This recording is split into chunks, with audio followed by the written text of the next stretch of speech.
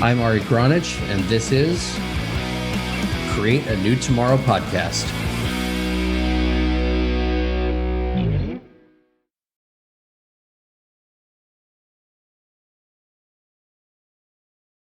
Welcome back to another episode of Create a New Tomorrow. I am your host, Ari Gronich. Remember to like, subscribe, rate, review, comment below so that we can start conversations that matter and help you create a new tomorrow today. I've got with me today Richard Flint. He is a 30 plus year veteran of the lecturing circuits. He is the author of over 19 books and has great ability to adapt, adjust, align in these changing times. He just opened up a learning center this last week. So, Richard, why don't you tell us a little bit about yourself, how you got to be who you are, and why are these people listening to you? All right, we live in interesting times right now, where people are being challenged at a level that they've never been challenged before. And if you had asked me 30 plus years ago what I would be doing with my life today, I'd probably have told you that I would be teaching at some university. Uh, and with my education, I did my undergraduate work in English and speech. I have a master's in ethics, and then I have PhDs in philosophy and psychology. Uh, when I finished graduate school, I went and taught at Ohio University for a couple of years and then moved to Wayne State University in Detroit and left there and went to the staff of First Baptist Church in West Palm Beach, Florida, a very large church where I ran the counseling division for them. Uh, Church had some internal struggles. I left there and ran a private counseling center in the Palm Beaches for several years. And while I was doing that, I wrote some magazine articles that got some international attention. And I started getting groups that would ask me, would you come share your philosophies with us? Because I'm known for my philosophies. And I did that on a limited basis for a year and a half. And then I woke up one morning and realized this was a once in a lifetime opportunity. And that was 32 years ago. And for the past 32 years, I have traveled this globe, sharing my philosophies, my thoughts, my ideas, my processes with people.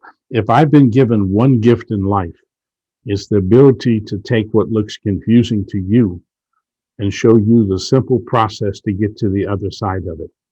People do not have to struggle, they struggle by choice. And if you live a life of struggle, then that's all you think your life's going to be. But if you want to move beyond that and get out of the circle of sameness, you can also do that. You know, life is all about choices. It's about the choices we make because every choice creates a direction. Yeah, I have these conversations a lot with my 7-year-old. It's kind of interesting about choices and about what we choose to do and the results that come from it. You mentioned we're in changing and interesting times. I think that pretty much every time period is interesting times to the people who live in them. I've always said that madmen are, or geniuses are madmen to the societies they live in. It takes generations before they get recognized as the geniuses that they are. And so it's interesting.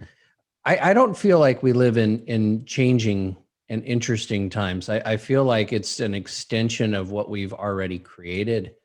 And my philosophy, as you say, is that we made this shit up and we can do better.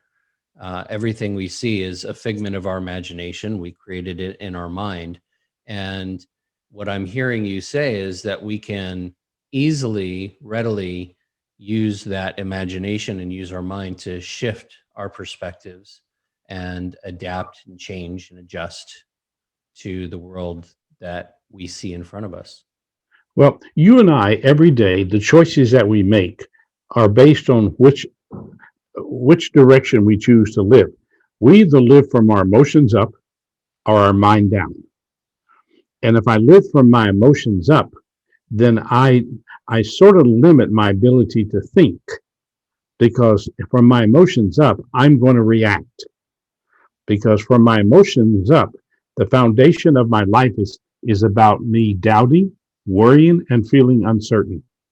And when I have those three as the foundation of my living process, then I'm going to react to everything that happens.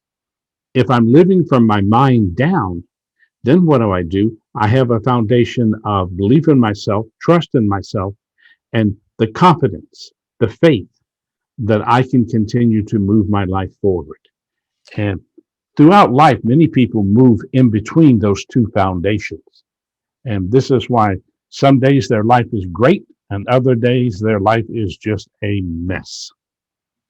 So let's like unpack this a little bit, because I think a lot of people would say that living in your mind is basically living in a figment of your imagination, of what's not reality, and your emotions are what tell you, you know, what the truth is. So whether you're passionate about something or whether you're angry about something, it tells you kind of the path of your resistance versus your mind, which may logically have all the numbers in place, but there's something not right. And if you don't listen to that other, then you can get lost. So let's unpack this so that people know what we're kind of talking about, what you're talking about, so that there's more clarity to that and how to implement that into somebody's life. My mind is a sketch pad. And my mind, everything that I have created with my life began as a thought that I began to process. And I've sketched it out. Um, I'm a collector of hand carved wooden ducks. And several years ago, I was in Big Bear, California doing a program. And the lady who had brought me in to speak to her company says, I'm going to take you over and show you something. So she took me over to a carving studio of a gentleman that's what he did. He hand carved wooden ducks. So we were talking. He said, I want to show you something. So he took me into his studio, and on the table was a block of wood. He said, what are you looking at? And I said, I'm looking at a block of wood. He says, I'm looking at a duck. I said, I'll buy it. Because if we lose our imagination, then we lose our ability to see forward. Now, granted, every day of our life is going to involve emotions. But if my mind is strong in my belief, my trust, and my faith in myself, then I can see beyond the fog that I'm living in. So then what happens with my mind strong, it then allows me to have the emotions that will support what it is I'm working on. But if I'm living from my emotions up, then my mind will give me an idea. But if my emotions are the strongest, then what I'm going to do, I'm going to become negative. And what's negative? I doubt. What's negative? I spend too much time worrying about. I live in a world where everything is uncertain. So I can't see beyond the fog that I'm living in. And, I work with hundreds of people and have worked with them and as a mentor in their life. And the thing that I find in people is that because of something that happens in their life, they lose that belief, that trust, and that faith in their self. And when they do that, then they slip into a world of being afraid to let go of yesterday, to step out of yesterday. But with my belief, my trust, and my faith in myself, I can step forward because I know that I can, because I'm committed to getting something done.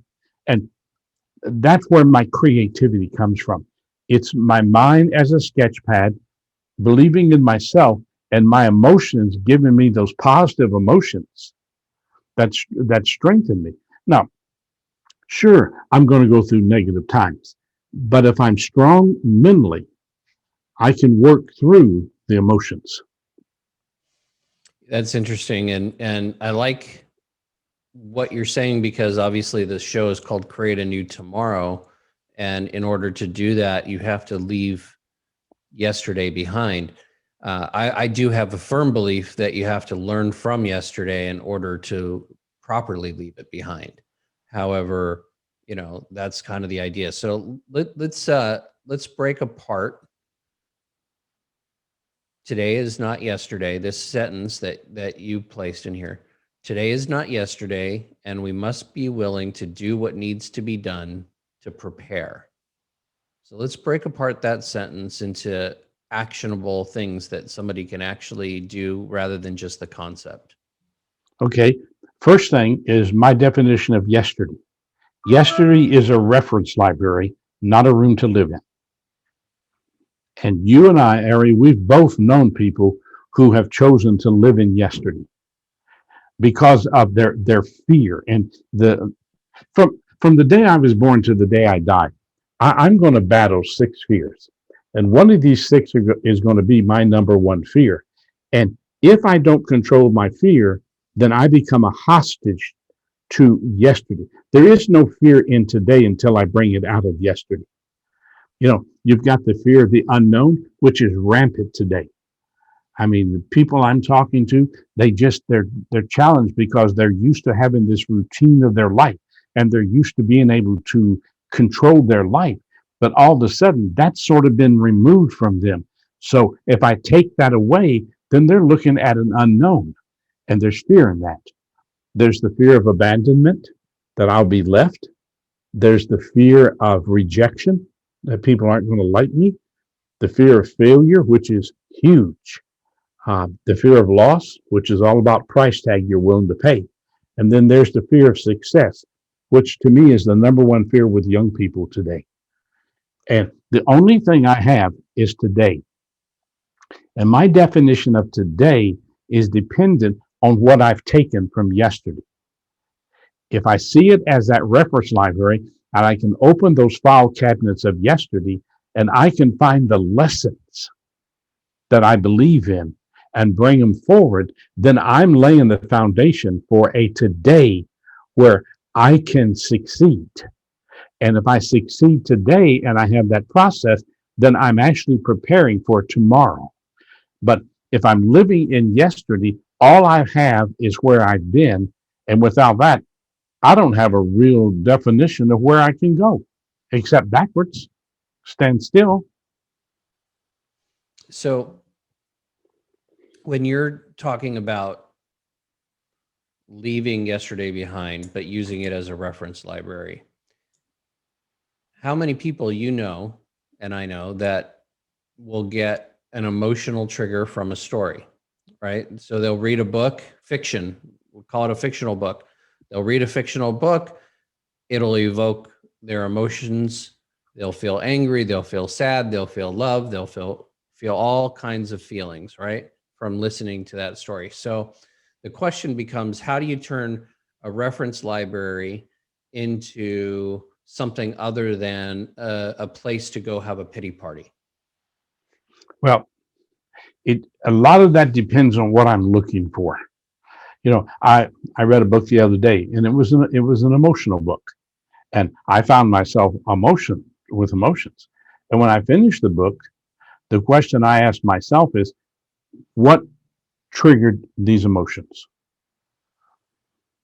And what triggered the emotions in there was the story that reminded me of my childhood, which opened up a world of feelings. And the way that I was handled that is I've already worked through those emotions. Most people accept yesterday, they don't challenge yesterday. And if you never challenge yesterday, then it's difficult to learn from yesterday. Eric, when I was 16 years of age, my parents gave me a suitcase. Adopted parents gave me a suitcase and told me it'd been nice knowing me. And I have physically been on my own since I was 16. Only thing I ever know about my natural mother is that she was a prostitute in New Orleans, and she didn't want me, so I was given away. The home that I was adopted into, I never heard my dad talk. My mother ruled our house. And from the age of 6 to the age of 16, My mother used to make one of three statements to me consistently. You're stupid. You'll never amount to anything. And I'm sorry we ever adopted you. And children, the what they learn in life is what they get from their parents. And I spent years trying to prove to my mother she was wrong. And when I was a sophomore in college, I went home to confront my mom and dad. When my mom saw me, she walked out the back door of the house, got in her car, and drove off. Never said a word to me. But that was one of the greatest freedom points I've ever had in my life, because it showed me nothing I could ever do would earn her love. So right there and then, I stopped trying to prove to her. And so much, so much of the downfall with people is that they spend too much time trying to prove themselves to other people. And most of what we're trying to prove comes from our yesterday. That's why yesterday is important as a reference library to learn, to understand the experience, to extract the lesson, to bring the lesson into today. And I tell people every day, I want three things for you. I want you to be better than what you are. I want you to be smarter than you think you are. And I want you to be strong enough to handle what life throws at you. And if you have that at your foundation, life will come at you. But then we put the word in place that is the control word of life, pace. When I am living from my emotions up, my pace is out of control. When I'm living from my mind down, I'm in control of the pace of my life, which means I'm in control of my life.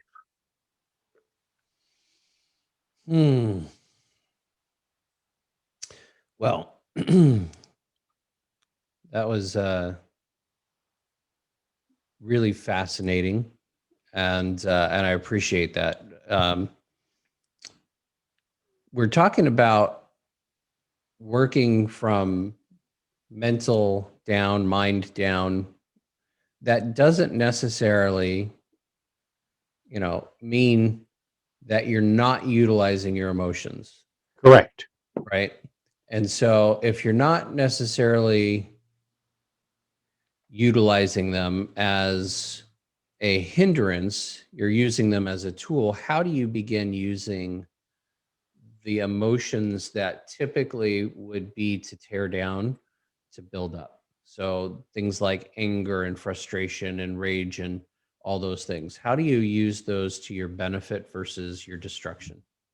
Well, you got to know where those emotions are coming from. Most of the emotions, the emotions that you will experience in a day, are coming from some experience from your yesterday that you've never dealt with. I believe that anything you don't complete in life has continuation. And when I was in the world of doing counseling, people would come to me and they would be angry, but they didn't understand where their anger was coming from. So what we did, we would have to find the beginning point of that anger. They never dealt with it. And if you don't deal with negative emotions, all you do is increase their power in your life. And once we can find and locate where that anger is coming from, then we can work there. I've had couples in my office where one would be angry at the other. But Eric, it had nothing to do with their partner. It was the behavior or the actions of their partner reminded them of someone else. And they just brought that forward. And as long as that's there and not addressed, you have no way to get beyond the anger that you're feeling. Does that make sense to you? Yeah, absolutely. So I come from the world of emotional release work. I've done a lot of work with vets and PTSD, with abuse victims, especially women who have suffered sexual abuse, mostly because of my experience with that as well. And I've always found that I can talk somebody to death about their stuff, and it doesn't necessarily help. Sometimes actually causes it to get worse, and in some cases just re-escalates the acuteness of the old trauma, versus doing somatic body work and breath work while doing the talk therapy and so on, tends, at least in my experience, to get the issues out of the tissues, because we have muscle cell memory, and every time we have an emotional trauma, it lands somewhere in our body and has a memory there. So the question that I have is, and I ask these in specific ways because I want to get really clear, because we're not talking about reliving the experience or the story in order to get pity or sympathy, right? We're not looking for it in ourselves or in anybody that we might be telling the story to. We're looking for empathy and forgiveness and those kinds of things. Is that correct? At least in your perspective, because if we don't do those kinds of things, then we have that possibility of turning on the acuteness of an old trauma. Well, one of the things that I know is that there are people out there who are looking for pity, and they keep retelling their story because that's how they get pity from other people. And the challenge is sometimes we feel sorry for these people. So what we do is we support that behavior. Um, if there's one philosophy that I've written that I'm known worldwide for, it's just three words: behavior never lies. That the essence of truth is not what you say, is what you do. I also believe that all behavior has an agenda, and that, someone says, I didn't mean to do that. That's a lie. If you didn't mean to do it, you wouldn't have done it. But there's a purpose that goes with behavior. And, you're right. There's some people that uh, they're not looking for pity. Uh, what they're looking for is just a set of ears. Uh, you ever gone looking for a set of ears and all you could find was a mouth? Yeah, it's unfortunate when you look for a sounding board and all you get is a speaker. Yeah. People tell me all the time that I am a master at asking questions. And when I work with people, uh, people ask me, what would you do? And I'll tell them, I'm not you.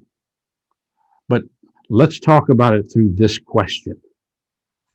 And as long as I can depend on you, then I'm a hostage.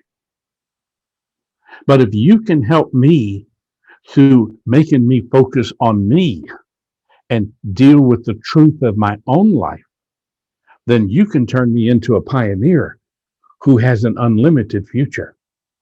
My challenge with a lot of people who do, quote, counseling is that they work to tie people to them, not free people from them. And I don't want anybody to be dependent on me. That's not my role. That's not my life. My life is to help you free yourself so that you can discover the more there is for your life. That's interesting, because one of my current raves or rants and raves is in the system of medicine and the incentives, which is basically the incentive is to keep treating versus curing, and more procedures gets you more money versus better results. So that's kind of the way that I've seen medicine. That's the way I've seen marketing. That's the way I've seen companies in general going in many ways. Is it's no longer about quality, it's about quantity. It's no longer about what you're providing your customer and the benefit that they're getting. It's just a matter of giving them enough to get them to come back again and again and again. And as a functional medicine guy and doing sports therapy, we our entire goal is results that get them to a place where either they don't need us or they're ready to go to that next level and they need us for the next level. So, but it's nowhere near keeping them static in their life. But it definitely seems like that tends to be a pattern in the counseling industry. Well, and Eric, it goes much deeper than that. It's really, um, our country today, to me, is driven by power and control. Okay. I have the power, so I'm going to control your life. I look at a lot of these decisions that are being made because of the virus. And it's not about the virus, it's about somebody wanting to play God and somebody wanting to take control of your life and tell you how you can live. Uh, and, you know, personal with me, and your audience may not agree with this, but that's okay. I think the intent of a lot of people in power today is to break the human spirit. And I'm watching people that have been strong suffering with depression today. I'm watching people who have been really driven, but because of the unknown, because of the uncontrollable, uh, I'm watching their spirit be drained out of them. And I personally believe that there's two types of depression. There's clinical depression, which medication is needed. We need to get the body back in sync. But I think the biggest form of depression is personal depression. Personal depression is when you take away my ability to be me, to be in control of my life, and to make decisions. And it seems like today that there is an agenda behind the agenda where it's about, we're going to break the spirit of people. And if you break the spirit of people, what do you have? You have a herd of sheep. Yeah. So, we can go through this kind of a conversation because I love these conversations, but um, my my thing is I don't like the conspiracy side of the conspiracy stories and theories, and the part of that is hard for me is assigning an intention from a group or several groups or whatever, right? And so I don't tend to cite an agenda or an intention of people, more like here's the facts. And so yeah, we could talk about the facts. The facts are that you know we know numbers aren't being told in a truthful way. We don't know whether they're high or low.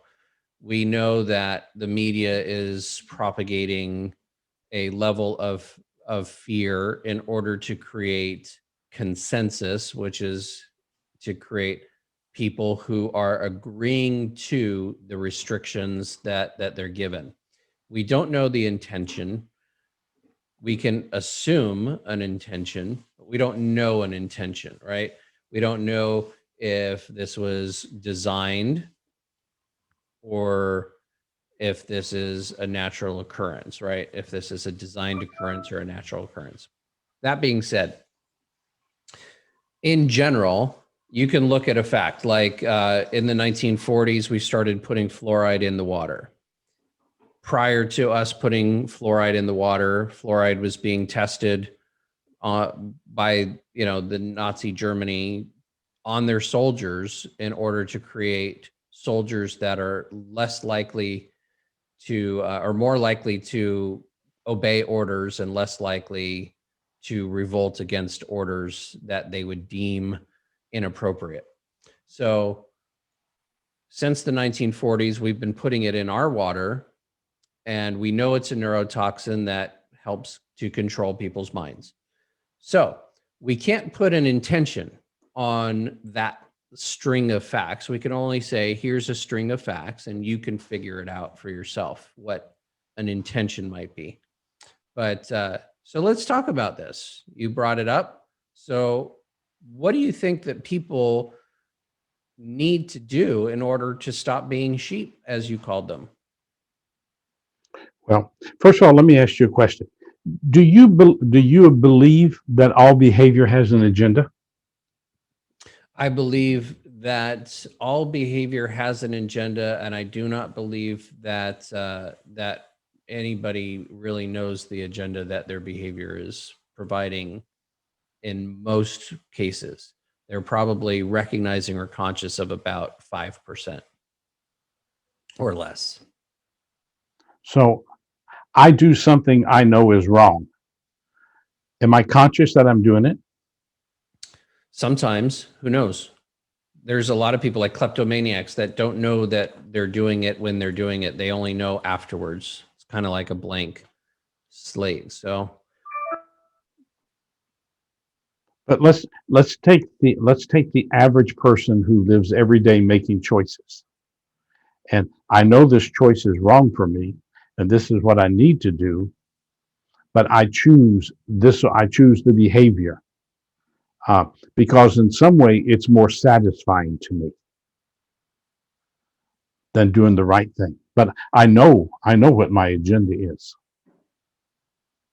Um, I'm just a very firm believer that on the broader scope, you are exactly in your life where you want to be.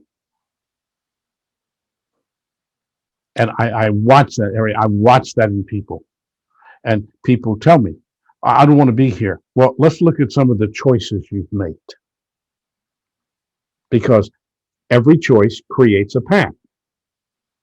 That path is guided by behaviors. And that takes me in a direction. And what I find is that most people don't really understand the power of the choices that they make and the connection to the behaviors that they live.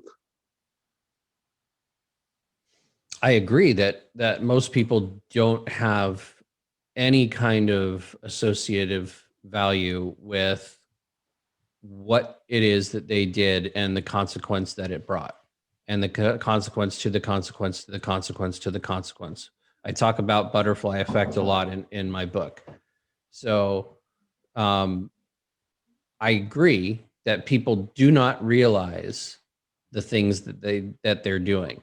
So my I guess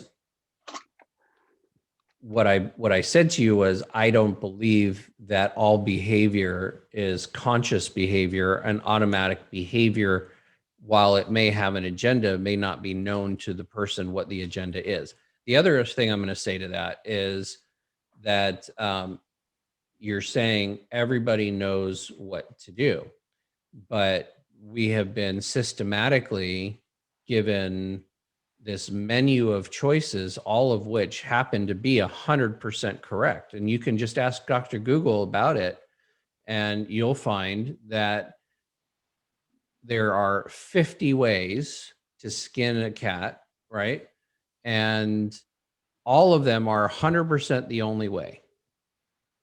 And so what people are experiencing, in my opinion, is a lot of misinformation that then they have no idea what's true and what to choose and why to choose it. Well, and I agree that with any crossroads that you and I stand at, no matter what's involved, they're choices. Now, one of the things that again I've seen in working with people is that this sounds strange. Most people don't think they think they think, but most people don't think. And the reason they don't is they approach the decision with their emotions running, not slowing down and saying, okay, I've got 6 options here. Which option best fits what I want to achieve?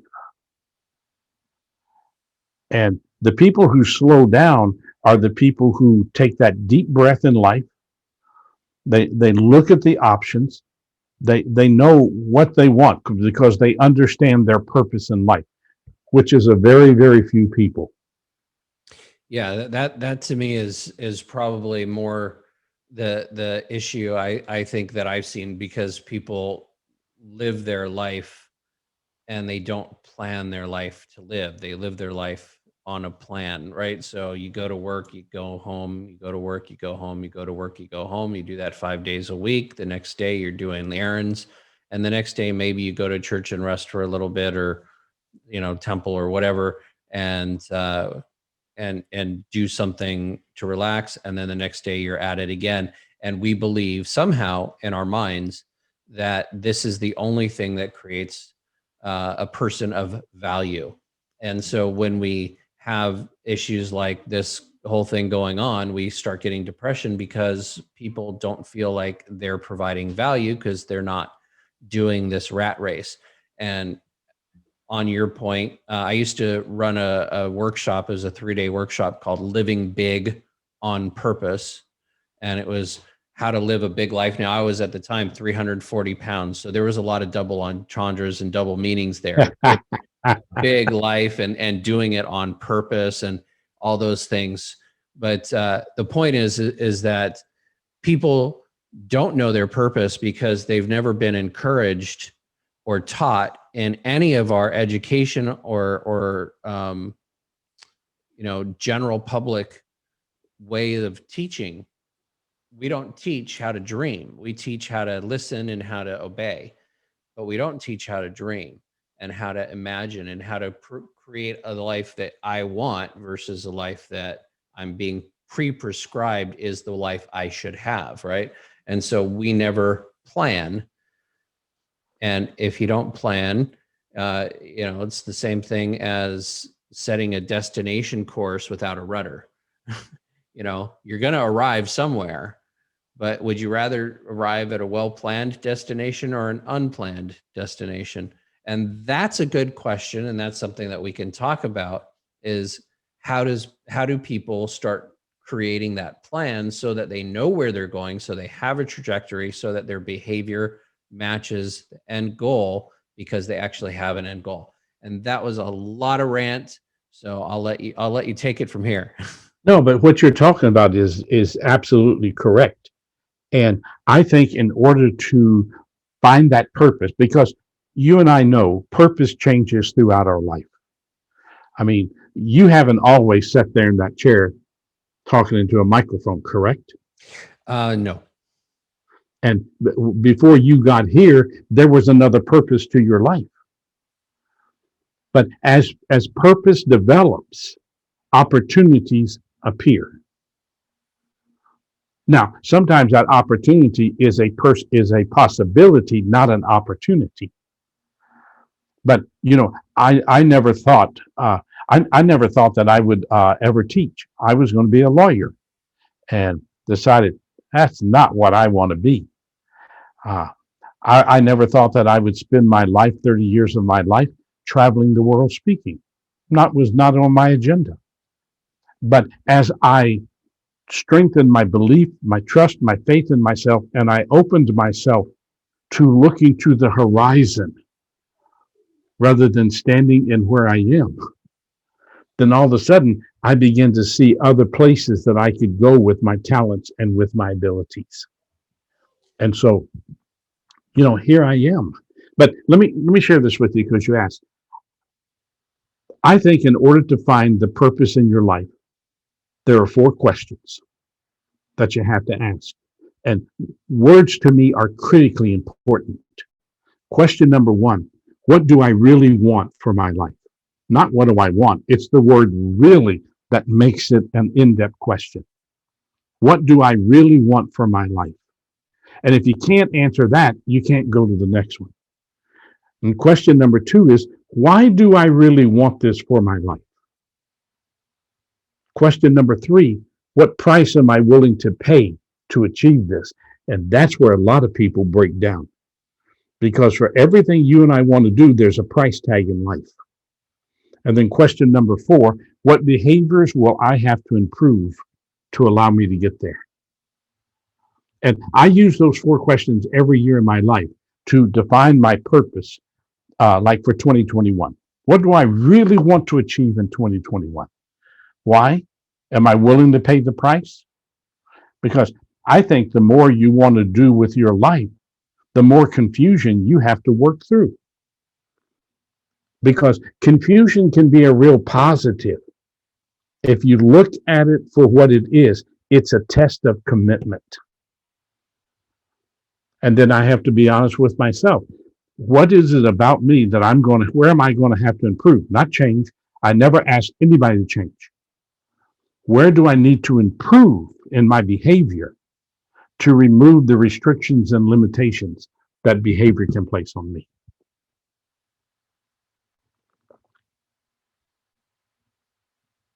You're muted. Sorry, there was background noise. I have kids moving around in my background, so have to mute every now and then. So we were talking about purpose. I was basically saying those are great questions that you ask. I would ask some more questions because I don't believe that it's necessarily all about just me.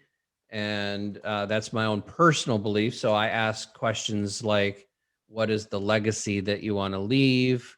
What is the world that you want to see your kids and grandkids and so on have? I get into, I guess, a little bit more in depth so that it becomes alive and real for people. So I just suggest, yes, ask yourself those questions, but have it become really alive for you and utilize your imagination in a way that's, imagery, sounds, even if you're watching videos, things like that. I mean, this is a great thing at the beginning of a new year to do. It's not about resolutions because I've never seen a resolution have somebody resolved to do the resolution ever in my life. I only see the beginnings, but when you have a well-designed plan, you could actually create, a roadmap to get to where you're going versus resolving to, I'm going to go to the gym this year, right? So anyway, that's a really good way of starting out your new year is find that purpose. And you might want to ask yourself 100 years, what do you want to see the world like? 50 years, what do you want to see the world like? Can I take this a little deeper? Oh yeah, please do. Okay, and you said something that is just it's gospel, and that is you and I, anything that we do with our life is going to affect the people around us. And so I can't just look at life just through me. What do I really want? Okay, how's that going to affect? I believe that you and I live in a 4-room house. We have a business room, a family room, a social room, and a personal room. And what I find with people is their life gets messed up because their lives are out of sync. I think there has to be an order to your life in order for you to have growth, to have clarity, and to have simplicity of living. And the order is this. The most important room in my life is my personal room. That's where I go to be by myself.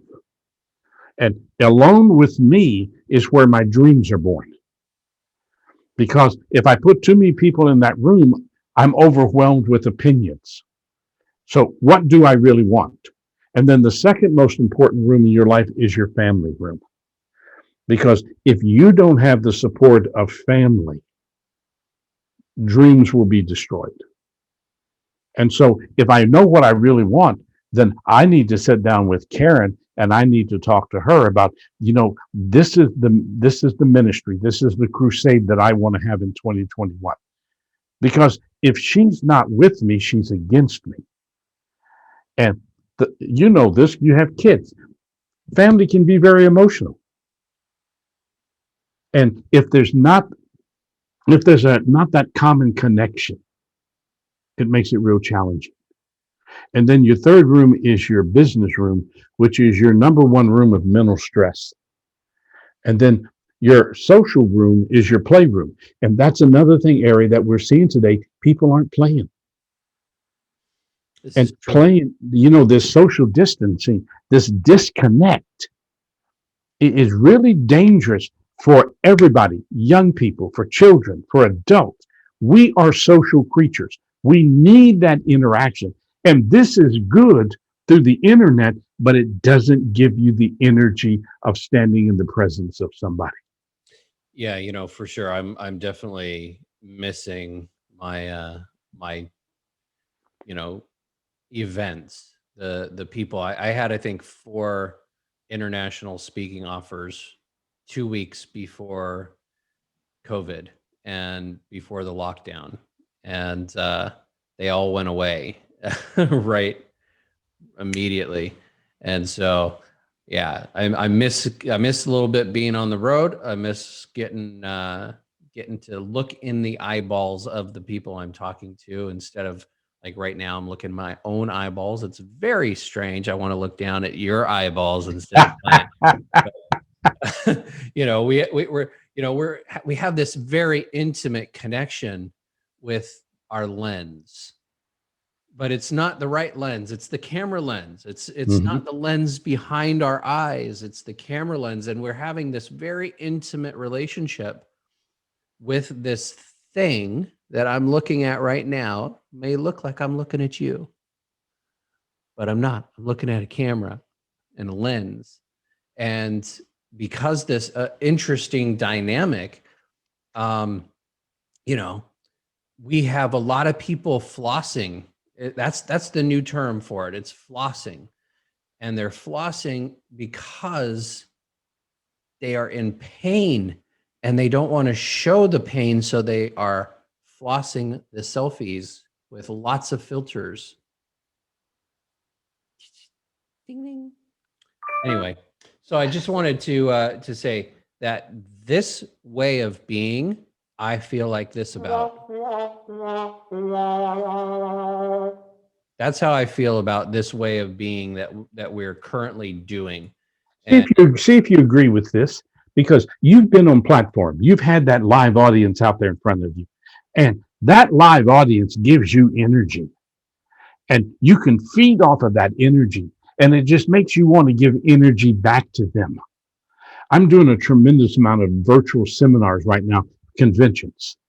And the interesting thing is, I can sit here with you, but there's not that in reality, there's not that energy coming back. So I got to create the energy for both me and for you without that live audience giving it back.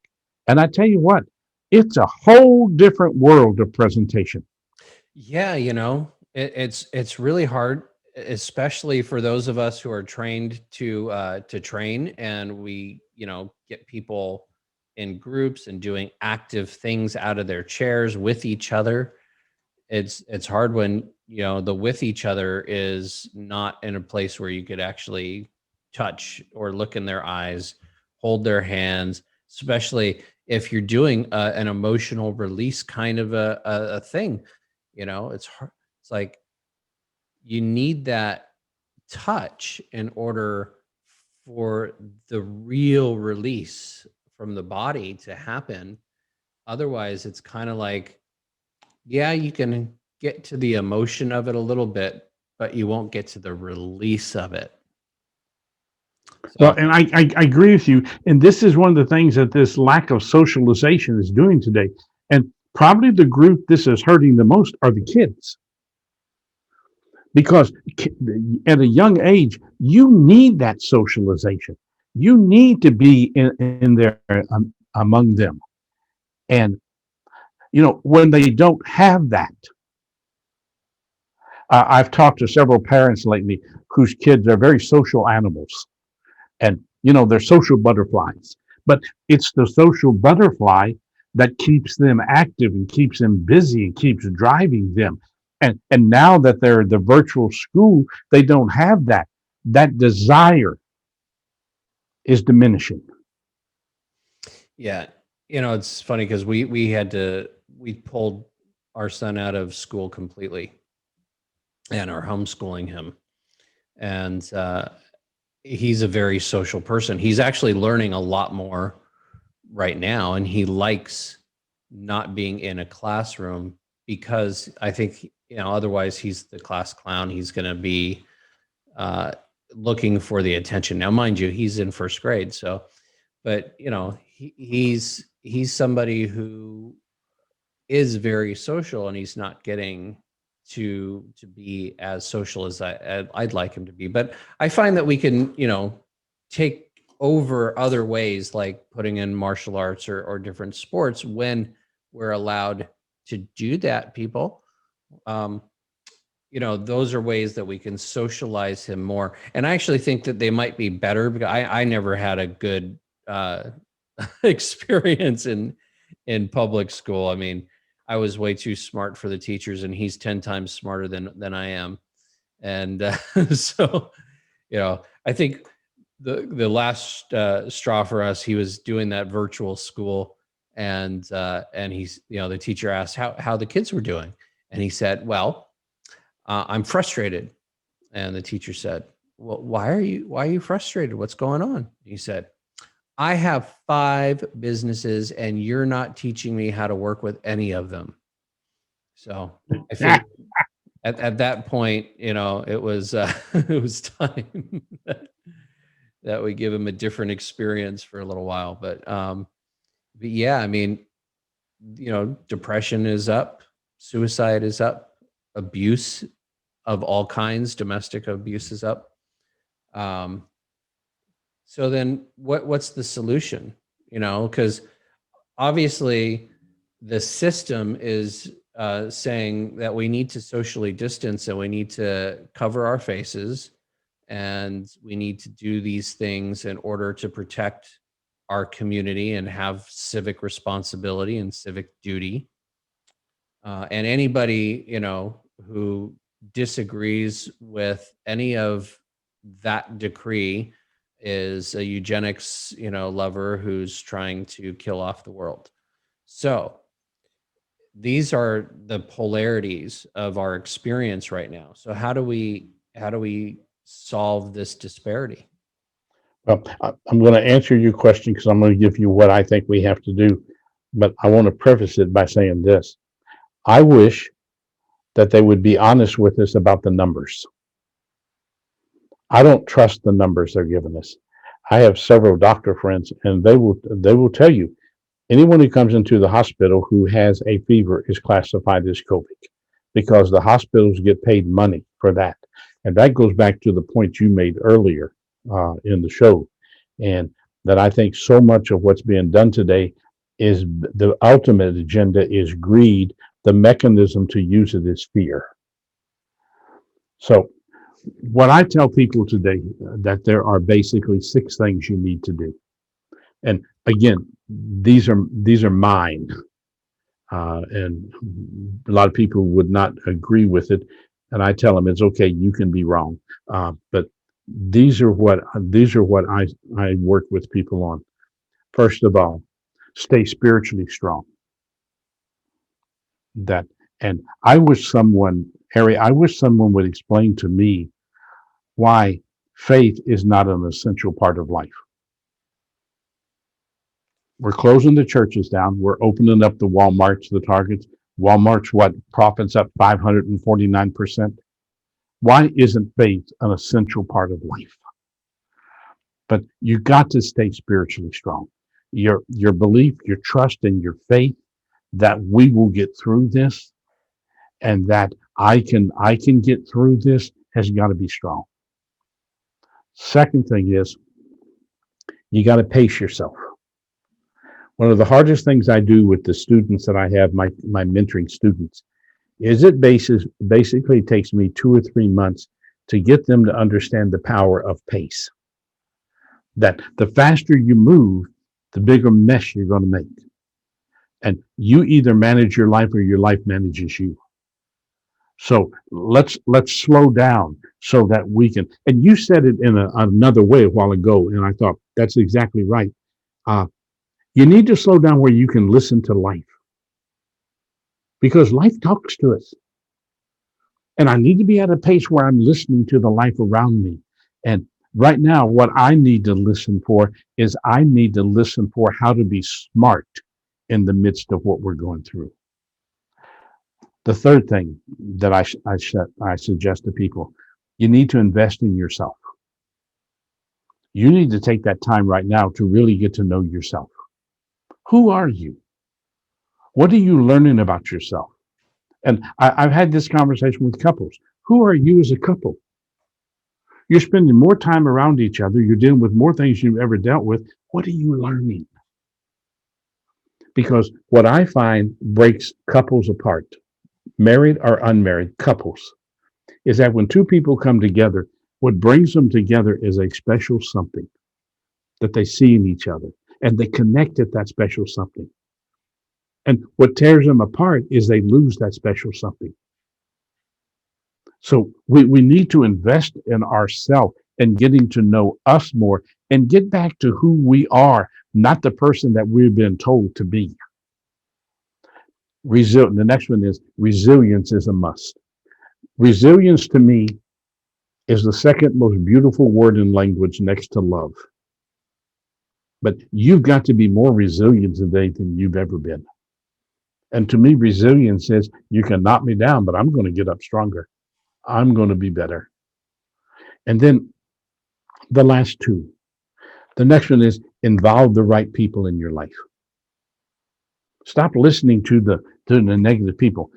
My gosh, Ari, I don't know about you, but I listen to the news for about 30 minutes in the morning, and then I don't listen to any more news.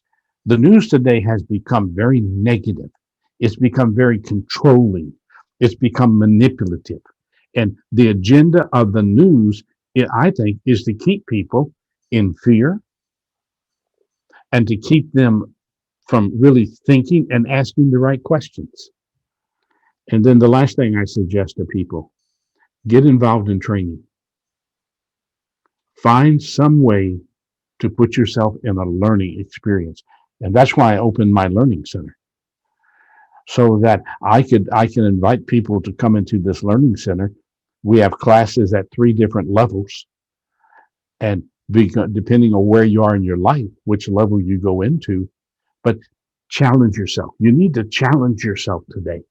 And to challenge because I really do. I want people to be better. I want them to be smarter. I want them to be stronger in life.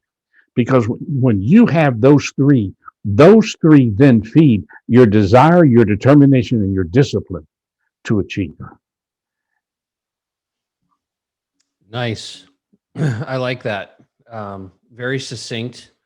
I want to, like take another hour and break each one of those things apart into little itty bitty pieces, but we don't have another hour. So I guess I can't do that.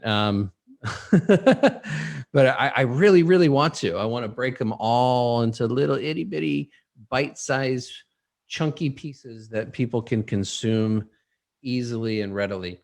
But I think that this is a great place to end the call for now.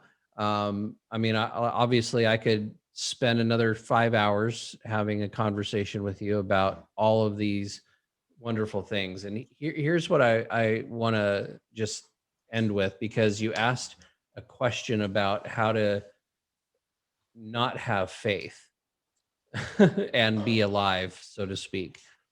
I don't think that people don't have faith. And I don't think that faith is as direly wanting as some people think.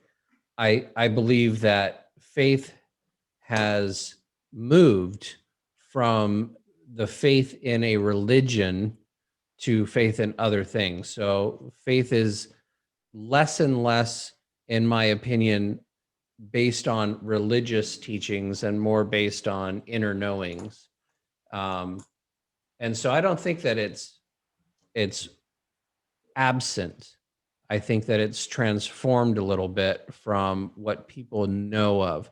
And so why would a church be closed and a Walmart not? Why would, and I'm going to leave you guys with these thoughts. I'm not going to answer any of them for you, but if you like, you can always comment on this conversation and we can start that conversation deeper. So why is it that people do, I'm going to ask this question, do and make choices that go in exact opposite of their own best self-interest?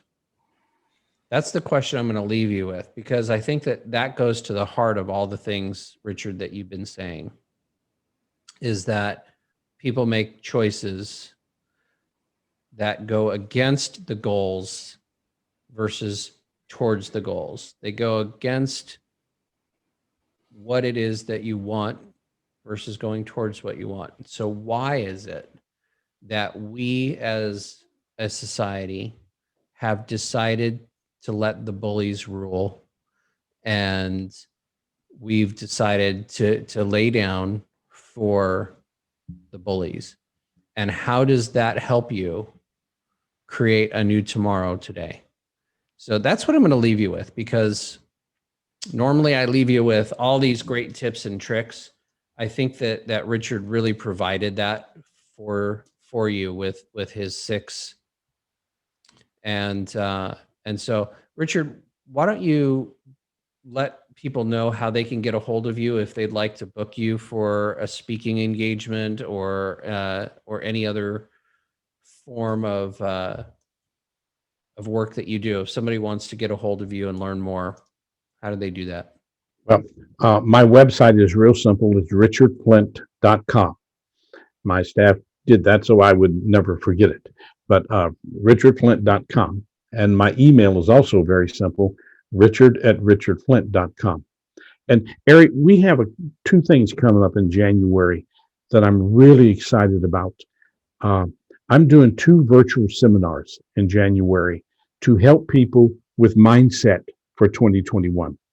On the 16th of January, we're going to do a virtual 70 minutes virtual seminar on turning your goals into gold.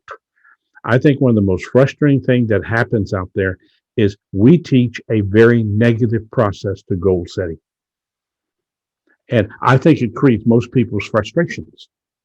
So I'm going to take 70 minutes and I'm going to show you a process that allows your goals not to be words on a paper, but the reality that your mind can construct and build off of. And then on the 30th of January, we're doing another virtual seminar entitled How to Have the Greatest Year of Your Life, and how to strengthen yourself internally so the external can't control you. And if people would like to have information on this, if they'll go to richardflint.com/live, all of the information is there. richardflint.com/live. It's there. I think you and I share a common purpose, and that purpose is to help people find the fulfillment of life. That's what I get from you, and I really like that, and I respect you for that. I appreciate that. Are your programs going to be evergreen? Are you turning them into evergreen programs? And the reason I ask that is I don't know exactly when your episode is going to air. And so I just want to make sure that the information is either going to be retroactively, available for them if it's evergreen or not. I just want to make sure that they have the option of finding that. So are you going to turn that into an available recording?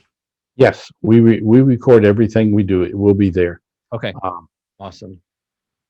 That way, in case, this is after January, we don't losing anybody, in translation, so to speak. We don't want to lose anybody in translation. So if they'll go to richardflint.com, everything they need to know about me is right there.